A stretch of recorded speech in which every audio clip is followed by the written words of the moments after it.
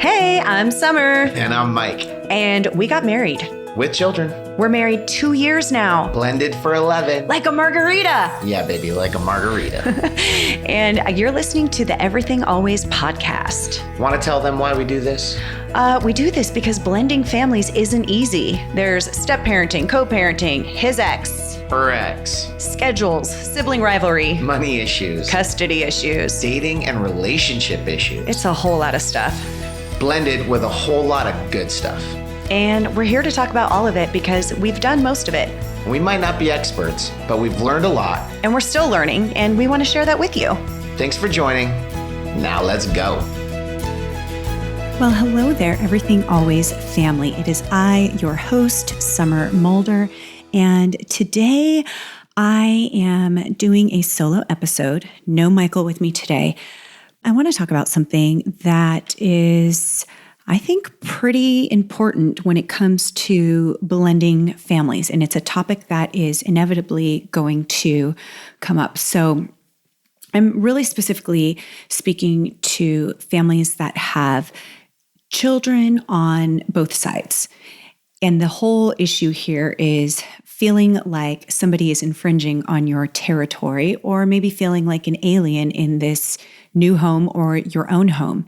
And a really hard thing happens when children are now having to share a home. And it already happens as adults. And we've talked about this on the show before. If you're moving into your boyfriend's house or your husband's house and you're in this new space and he's had his children there, it can feel kind of awkward, especially if, like in our situation, there was a period of time that Mike lived with his ex-wife in the house that he and I first lived in together. And while he moved out of that house for a while, he still moved back in. And while we did things that made it different, it was still a home that he had with someone else. And as strong as you are in your relationship, you might find yourself sometimes going, well, it'd be really nice to have, something that was just ours. And we did eventually do that and move. And if you know us, we've had a couple of moves. But the point being is it did actually make an impact for us in our relationship. And for some people, it might not be a big deal. But I do know some people that it is. Sometimes even after a divorce, you just want new space in general, just because you just, want something new and different. And there's no right or wrong. It's doing what's right for you. But today I really wanted to specifically talk about the kids in this situation because they do have difficulties being in each other's turf. And typically, I don't know the exact statistics, but I do believe that I read that I think one half of new families move into the home of the other half. So you usually somebody does have a home, whether it was with their ex-partner or not. Instead of getting a new place together, most people are just moving into one another's home. And when that happens, there are tears and there are arguments and lots of challenges. Because it's different when you all come together to move into one new place because you're all making decisions together, essentially, and it's new for all of you. So there's no feeling of ownership of, yeah, that's my couch and it was my couch before it was ever yours, that type of thing. Or who do you think you are now having to share a room with me? I've had this room all this time and now you're in it. So it's things like that. So specifically talking to those of you who have moved into one or another's house and there's children that have already, accepted that as their home before the new children come in. What's happening with the children is that they feel threatened because you're taking over their space. Sometimes adults will feel that way too. The children moving into the home will feel awkward as well because they're like, this place isn't really mine. And they're most likely feeling that vibe and energy if they're not just flat out being told, hey, this isn't your space and you're not welcome. That can happen. Personally speaking, and I can talk about this now freely because our boys are pretty open about it. But when the girls were excited when they shared a room together as young girls. And our boys, however, it was different. It was like, Justin was like, this is my room and this is not fun that I have to share this with this other kid. It was quite different when they had play dates together and we weren't all living under the same roof and then we went home. It was different. It was more fun. And now all of a sudden it's like, oh, wow, now you're going to be here like all the time in my room. What's going on? And that was really difficult. It was difficult for me as a parent because you start to feel like that's not fair for him. That's not fair for my son. It's not fair for either of them to have those feelings of, this is not my home, or somebody's totally infringing on my territory. So I wanted to offer some things that we might not have done ourselves, but I've read about some really good solutions, and I've also heard other families and their solutions to this at the beginning. And of course, our aim with this whole podcast is to share with you some things that you can do before you get to that point of frustration and tears and fights, and maybe do something that's a little proactive at the beginning. And some of you might already be in that situation now, so maybe you can apply these now. We're in a good spot now, and the boys can look back and laugh about it because they get along so well, and the girls still love sharing a room. The boys have their own rooms, and that was something that was really great when we moved, is that they did have their own rooms, and it was really important for them to have that. So, but back to the tips. So if you can't, there's multiple reasons. If you can't, and it's not really an option or not, just maybe not feasible at the time to get a whole new place together, then there are some tips that you can follow and some pieces of advice that you might want to try and could actually make a huge difference. So one of them is in that space. So we'll use the example of wife and children moving into husband and children's home, or girlfriend, boyfriend, whatever your situation is. He's already got, his established space. The kids have their established space. What if you tried something like, we're going to start from the beginning, start fresh, as if we moved into this new house, and we're going to pick and all talk about which rooms we're going to have. Where are you going to be? Where am I going to be? Where are the kids going to be? Well, obviously the parents are going to be together, but what are, in terms of the kids, let them kind of decide, all right, maybe, I don't know how many rooms there are in the house, but maybe decide like, okay, you know what? My sister used to be in that room. Maybe we'll swap. Maybe if I've always been in this room here, maybe new step sibling coming in can take my room and I can take that other room. So just some type of if it's possible, think about creating all new space for everyone within that one space that one family was already in.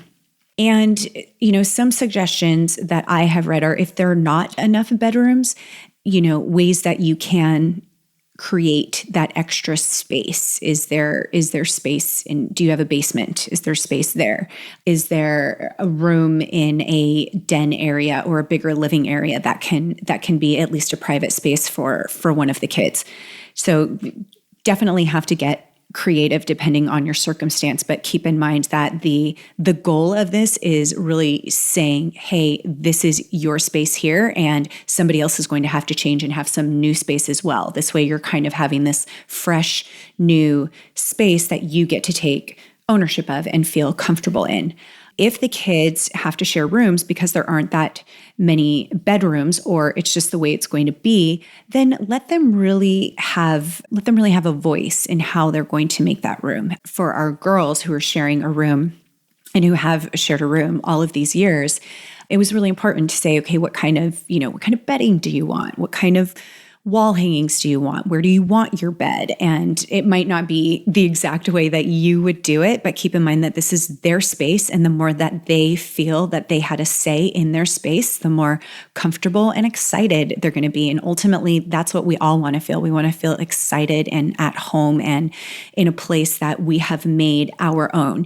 And when they get to do that together, it's a fun thing. And they might want each, different types of bedding, or maybe this half of the room is going to have, more grays and blacks, and that half of the room is going to have turquoise and pink. Whatever it is that they want to do to make it their own. It's especially exciting. And the same goes for, and girls probably get a little bit more excited about that, but the same goes for if boys are sharing a room. And that, I will say, is something that we have experienced, and it's definitely helpful. And it kind of, it's just an exercise in really bonding everyone, because then you all go out together and you pick things or you create things together, and then you get to put it up in your room, and it's just this fun, feel-good feeling. Hey, thank you so much for listening to our podcast. Yes, we appreciate you so much, and we hope you know that we support you in whatever stage you're at. We took a leap here, sharing our mistakes and wins with you. Yeah, we're getting pretty vulnerable here, but we know that we've learned from those who have been brave enough to share with us, and we want to do that with you. Hey, can you do us a favor? If you like what you hear, will you press pause and rate the podcast and write a review? Oh, and while you're at it, share it, please. And if you have questions, you can find us on all of our social channels. Okay, ready to get back to it? Let's do it. Another way to really start to have that new kind of ownership feel and not feel like you're on somebody else's turf or feel like somebody is intruding is to have everybody, clear out different spaces like closets and drawers. Like maybe there was one closet that one of the kids used for all their arts and crafts. Well, what if you move that and put it in a different spot, and now that closet is used for something else? So things like that kind of give that fresh feel to the home. Like, oh, this is new and different for everyone, not just for one person, and nobody feels totally isolated. You're all going through this experience together. And then you just really start to, organize things a little bit differently. Like, hey, what if we made this whole shelf yours? And then it's exciting for one kid that, oh, this is all mine. And then the one below is somebody else's. And just organizing things that way. In the garage, maybe there's a cupboard that's just for your daughter. And then there's another one for your stepson. And they just feel like, hey, that's mine. They just love, I have found, especially in our family, it's such a good feeling to know that you've got a designated area and space of things that are yours. It just feels good. And always, in doing things like that, the more equal you can keep that space, the better. And always have the conversations.